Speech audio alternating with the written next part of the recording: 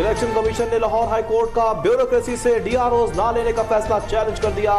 Supreme court में appeal दायर। Lahore high court के फैसले को कलअदब करार देने की सदा। चीफ जस्टिस की सबराही में समाअत जारी। वकील इलेक्शन कमीशन ने मौक़िफ़ अपनाया कि लाहौर हाई कोर्ट के फैसले से इंतखाबी अमल रुक गया। 8 फरवरी को इलेक्शन के इनेकाद के लिए हाई कोर्ट का फैसला मुअत्तल करना पड़ेगा। इलेक्शन कमीशन के रिटर्निंग अफसरान के लिए पहली तरजीह अपने अफसरान हैं।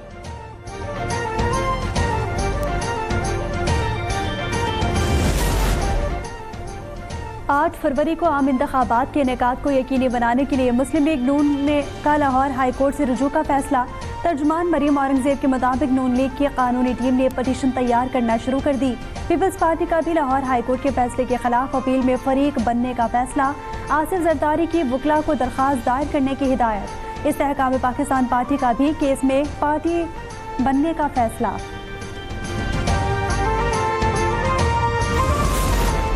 डिस्ट्रिक्ट रिटर्निंग अफसरान की तैनाती का इख्तियार इलेक्शन कमीशन के पास है। इंतखाबात कराने का यही वाहिद आईनी इदारा है। वज़ीर इत्तलात मुर्तज़ा सोलंकी का बयान, कहा हम इलेक्शन कमीशन से बास पोर्स नहीं कर सकते, ना निगरानी कर सकते हैं। लेवल प्लेइंग फील्ड हो या ना हो, पीपल्स पार्टी इलेक्शन जीतेगी। चीफ जस्टिस कह चुके 8 फरवरी को आम इंतखाबात मुनक्किद होंगे। पीपल्स पार्टी रहनुमा फैसल करीम कुंडी की प्रेस कॉन्फ्रेंस। हरीफ जमातों पर भी तनकीद, कहा पहले कहते थे कि मुझे क्यों निकाला, अब कहते हैं कि मुझे क्यों बुलाया। वाज़ेह हो गया कि नून लीग और पीटीआई एक पेज पर हैं। दोनों जमातें इलेक्शन से फरार चाहती हैं।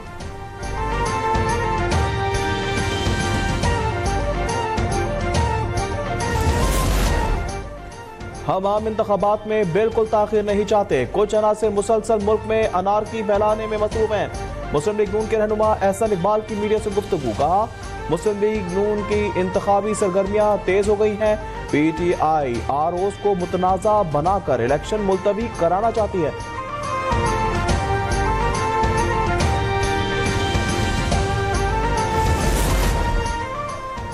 शौकत अजीज बरतरफी केस में सुप्रीम कोर्ट ने साबिक डीजी ISI फैज हमीद को नोटिस जारी कर दिया। इरफान रामे, साबिक chief justice Islamabad high court Anwar कासी और साबिक रजिस्ट्रार अरबाब आरिफ को भी नोटिस जारी। चीफ जस्टिस फाइज ईसा ने रिमार्क्स दिए कि जनरल कमर जावेद बाजवा से कड़ी नहीं मिल रही, उन पर बराह रास्त इल्जाम ही नहीं।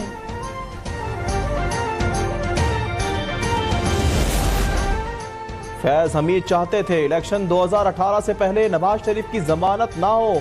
वकील हामिद खान का सुप्रीम कोर्ट में बयान। जस्टिस जमाल मंदुखेल ने पूछा, क्या चीफ जस्टिस हाई कोर्ट ने वो बेंच बनाया जो फैज हमीद चाहते थे? वकील ने जवाब दिया, जी ऐसा ही हुआ। चीफ जस्टिस ने कहा, शौकत अजीज सिद्दीकी ने संगीन इल्जामात लगाए, नताइज भी संगीन होंगे। हमारे कंधे इस्तेमाल करने की कोशिश की जा रही है, हम किसी एक की तरफदारी नहीं करेंगे।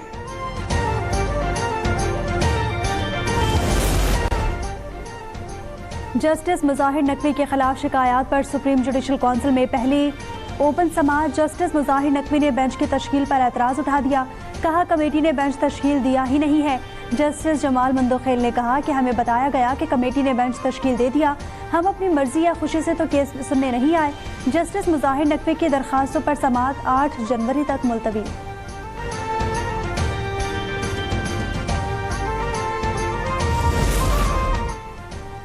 भारतीय सुप्रीम कोर्ट का फैसला जूते की नोक पर रखते हैं। कोई अदालत कश्मीरियों से उनका हक नहीं छीन सकती। निगरां वजीर आजम की मुजफ्फराबाद में न्यूज कॉन्फ्रेंस। अनवारुल हक काकड़ ने कहा, कोई एकतरफा फैसला कबूल नहीं है। कश्मीर कभी भारत का हिस्सा था, ना है, ना होगा।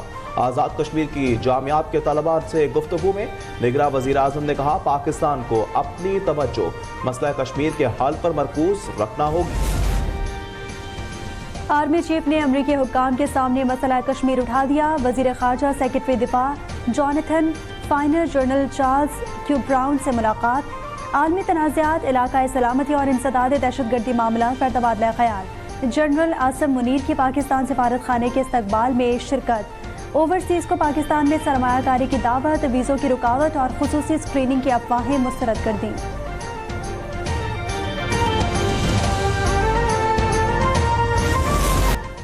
मुल्क में महंगाई का राज बरकरार। मजमूई शरह 43.16% रिकॉर्ड।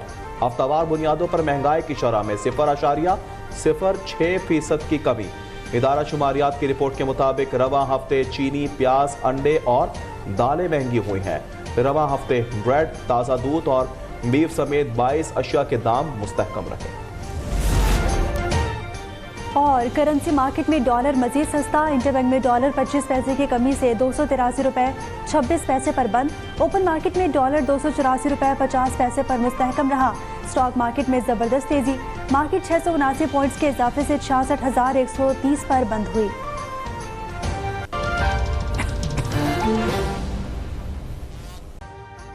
अभी सब्सक्राइब करें ताकि कोई खबर रह न जाए।